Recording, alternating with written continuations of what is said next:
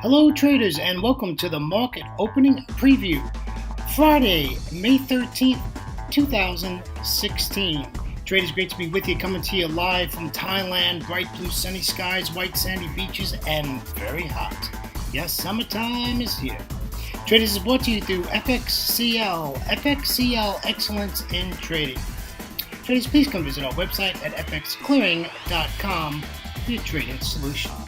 I hope none of you is superstitious about Friday the 13th, but it is Friday the 13th and looks like a good day to trade for me. Maybe it'll give us some good luck instead of bad luck like it's supposed to, right?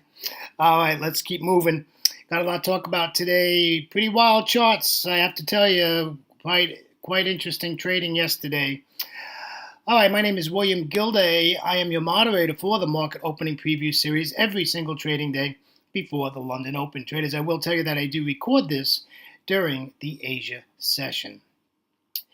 Traders, I started trading in 2006, and in 2008 I retired from a wonderful career as a firefighter paramedic out of the great state of Florida.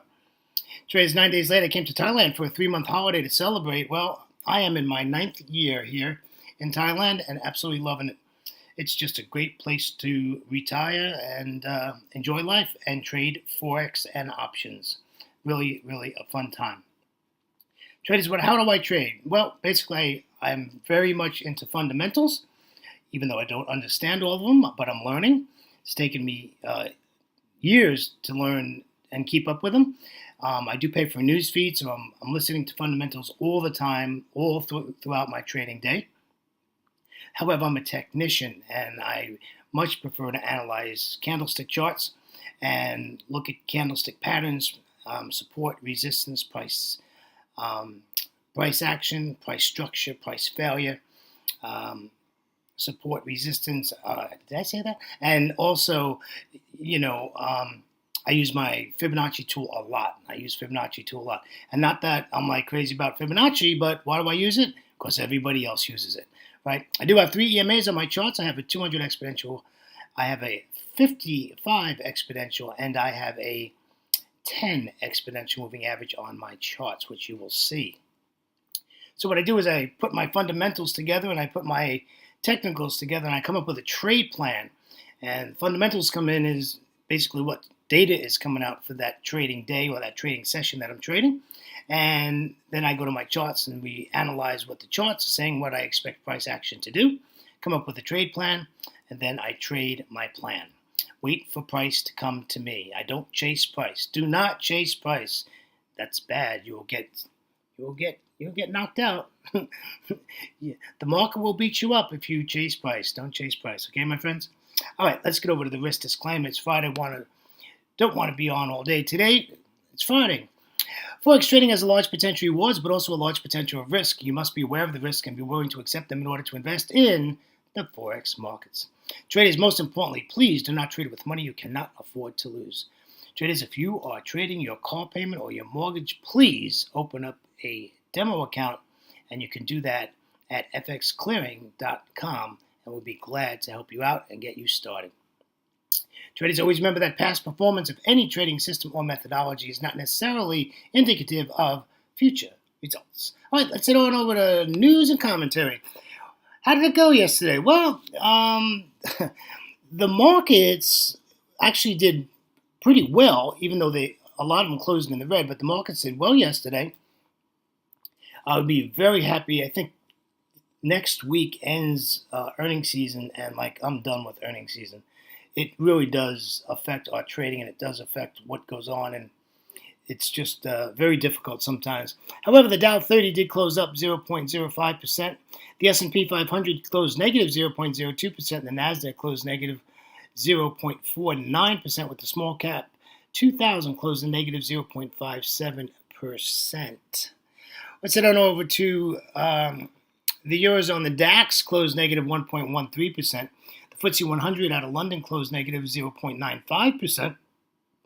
The CAC 40 out of Paris closed negative 0.54%. And the Euro Stoxx 50 closed negative 0.75%.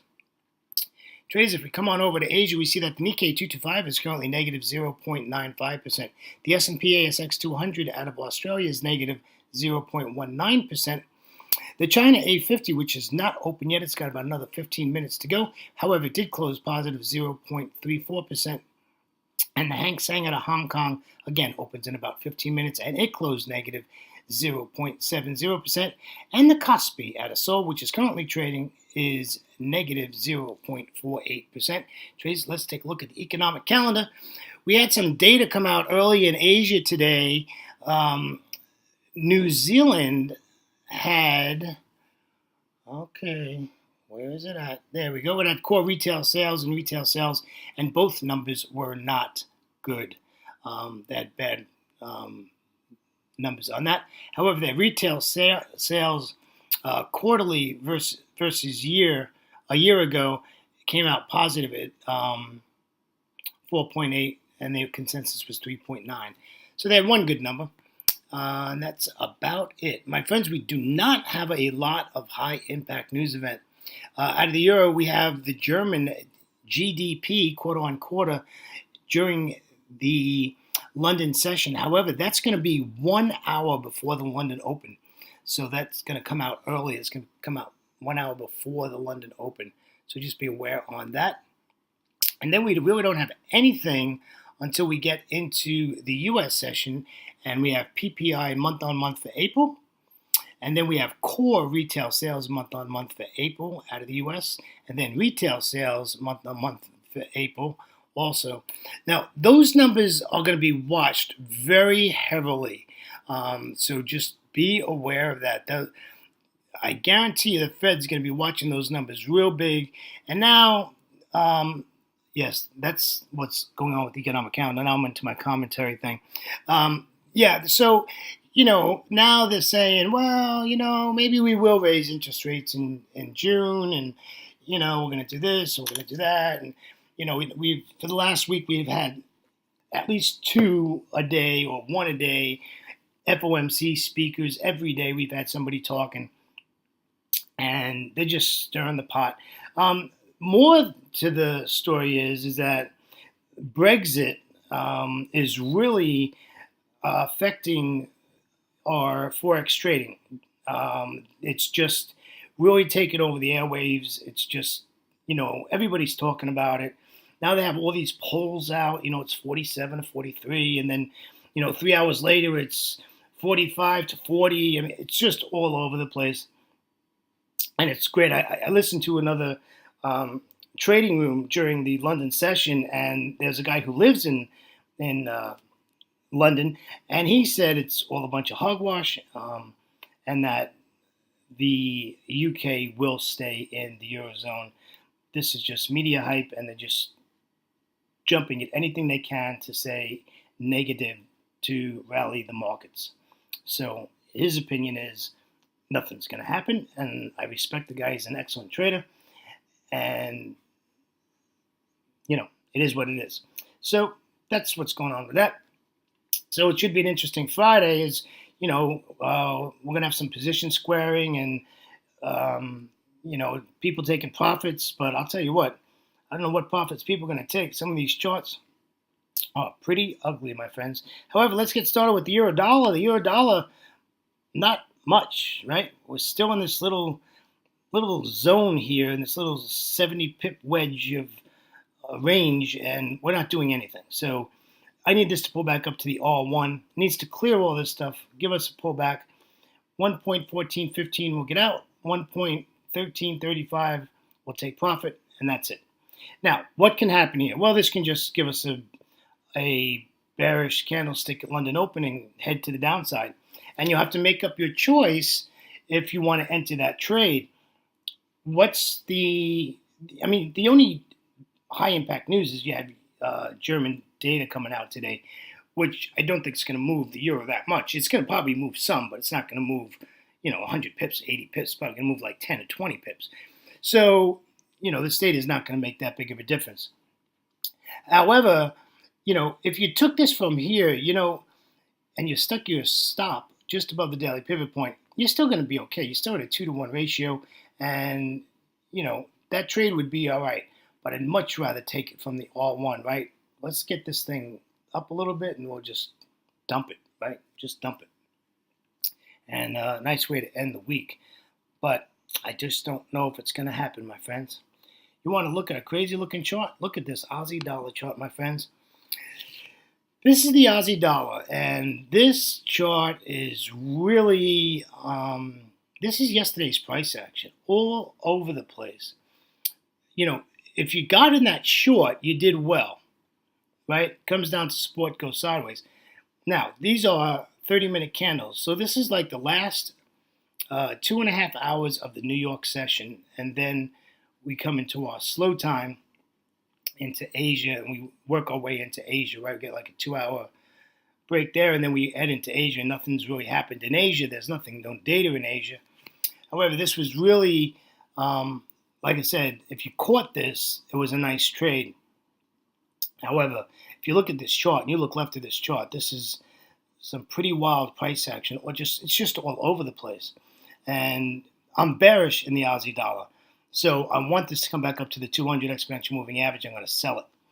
But I really want this to pull back. It's due to pull back. Now, saying that, it did pull back, right? Those two blue candles, yeah, that's a pretty decent pullback. So this doesn't have to pull back. This can just dump from here and continue riding the waterfall to the downside. So you'd have to make some decisions on if you want to take that risk. The problem is, where are you going to place your stop? What is your drawdown on this trade? It's got to be above that daily pivot point, my friends. And being that you don't know where it's going to, that's pretty big risk. So just be really careful. If it goes down, you know what? Let it go down. Maybe you'll get a 2-candle pullback and then get in. And, you know, that's what it's all about. It's about capital preservation and money management, trade management, right? We want small drawdowns. We want 15 pip stop losses. We don't want 40 and 50 and 80 pip stop losses. That's just like crazy, especially in the sentiment of the market today. Scalpers are loving this market. This is a scalper's market. They're just killing it. For swing traders who like to be in a trade 4 hours and get out, or position traders that like to be in a trade for a week or two, this is really a wild ride for them. You know, 1 minute they're looking at their profit and they're up a couple $100. The next minute they look and they're down a couple $100. So this is pretty wild price action here. Let's take a look at the pound. Here's another one. This came out yesterday, and again, this was late in New York. This was the second half of New York, and you know what it was? I'll tell you what it was. This was Carney spoke yesterday, right?